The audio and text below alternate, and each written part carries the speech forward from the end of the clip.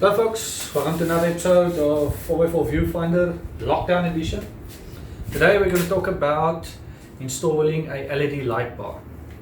Now, disclaimer first, there's a lot of legalities with regards to the light bar. I've done my own research. I'm taking the risk and taking the chance to install one. I've already installed one. I'm repeated myself that I didn't make the video of how to install it, but in hindsight, so what I've done is I've compiled with what I've learned from installing mine myself.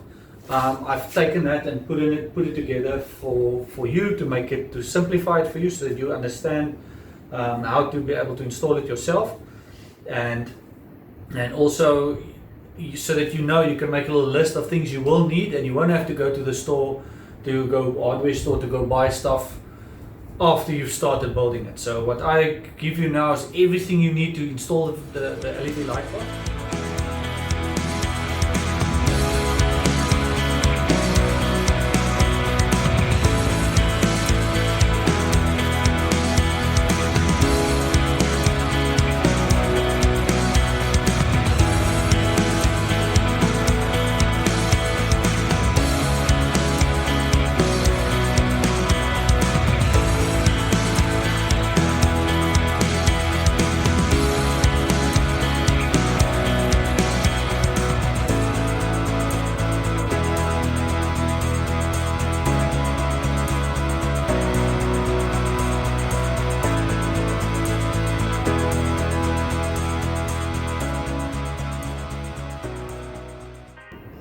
Routing it inside the vehicle, in your engine bay, and to where you want to switch, that is all up to you, how you want to install it, because different vehicles are laid out differently. I'll show you how mine is laid out, and it'll generally be the same, it'll just be the position that changes. Right folks, so I sell these LED light bars at $600 a pop. Now, they are not a name brand and everything, they are IP67 rated. I've had mine on for quite some time and it works perfectly. It's 120 watts for a 60 centimeter LED light bar. As I said, I've done my research, I've spoken to traffic police and all that stuff to figure out, whether I can or cannot. And as I said, I'm taking the risk, it's all up to you. It is illegal for you to install it up high or facing backwards on your vehicle. If you have a bull bar or something, or install it on the front of your nose, chances are you might get away with it. But once again, and I'm going to please ask you to not connect your LED light bar up on your brights.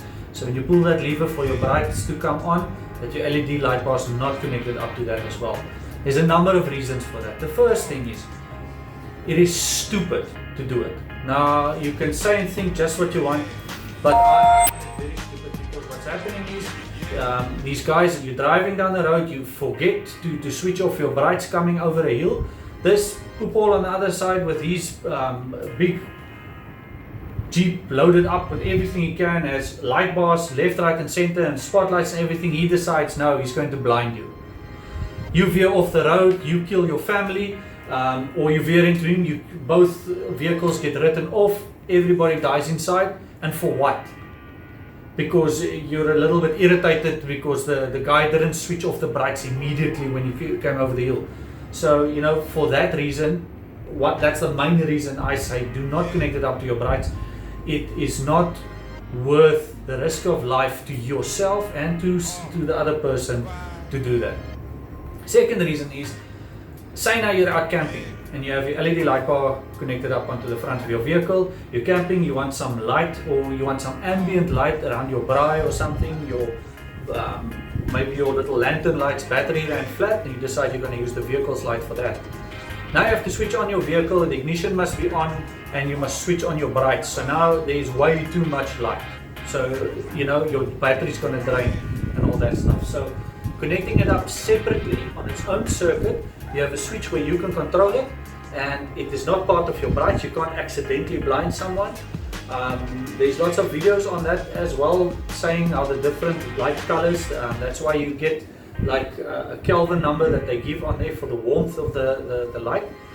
and that affects how your pupils adjust at night when someone brights you. So read up a bit on that as well. But short and long, it's just so much better to have it separate. And if you do get pulled over and you have the speed cop tells you, sir, switch on your brights quickly, you flick it on, your LED light bar comes on, you're going to get a fine on the spot. And you will probably be asked to remove the light as well. So putting it on a separate circuit, and if you can prove to them, say, listen here, I need a LED light bar because I do camping, I do off-roading at night with 4x4, and I need the light to spread in front of me so that I can see whatever's going on. If you can reasonably justify having one, then yes. But if you're getting an LED light bar because you want to bright people at night, then my friend, I've got no time for you. That is the most irresponsible thing you can do. Right, but on a lighter note, let's get into what you need for your LED light bar. Right folks, so this is the LED light bar that I sell.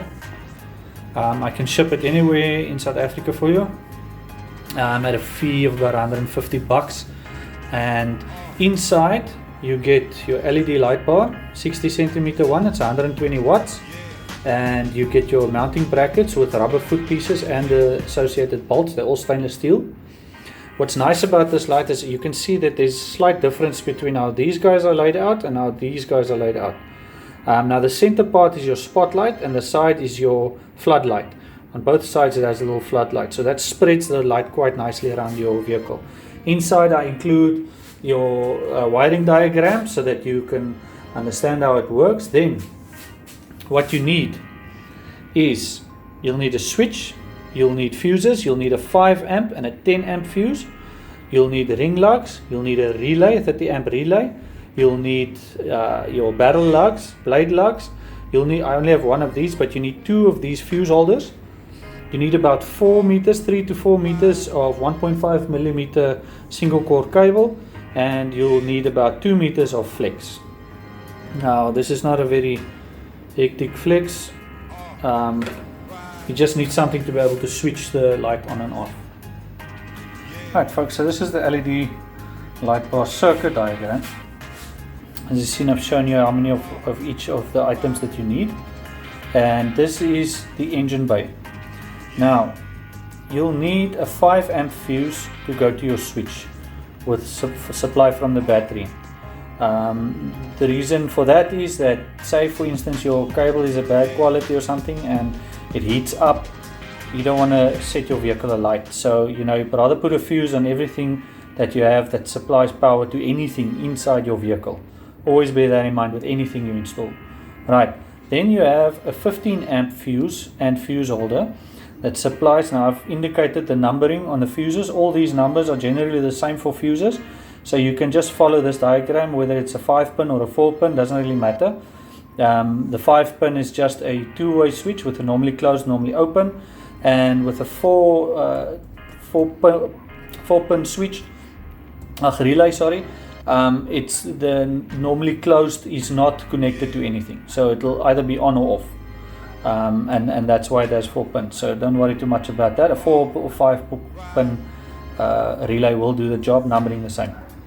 Right, and then you have your supply running through from your battery to your LED light bar. Now they say you can connect your ground straight up to the nearest metal part of the body. I do not like doing that, strictly because the current has a lot of way to run through to get to your light bar, so you're not getting the full supply of power that you can when you do that with anything in your vehicle as well. The stuff that draws very big current, that you can do that with, but with stuff that draws current not so much, then you rather want to connect your ground straight up onto the ground of your vehicle. So now these ring lugs, I use these because the 30 millimeter bolt that connects up on the battery, the part that sticks out, I use the nut for that, and I put this guy through. This was big enough, but if it's not, this doesn't work for you, you need to first look at your battery and how your battery setup is, and then find a way to connect it up. If you have parts where a blade lug can connect up like these guys, use that, but that's the only variable basically with this. Right, and then you have your relay, your barrel lugs, your barrel lugs is the reason I like using barrel lugs is for all the connections. So like these, for instance, there. I use them there because soldering is good, but the thing is with stuff that draws current or a bit heavy current, they basically melt the soldering iron when it gets really hot. So you don't want that. So you rather want to use lugs for everything you connect up on a vehicle. Right, so there's two there, there's two there, and there's two there. Then your blade lugs, like these guys. As I see here, I've shown you exactly where they go. I've got the thing here showing what the blade lug is, 6 of them.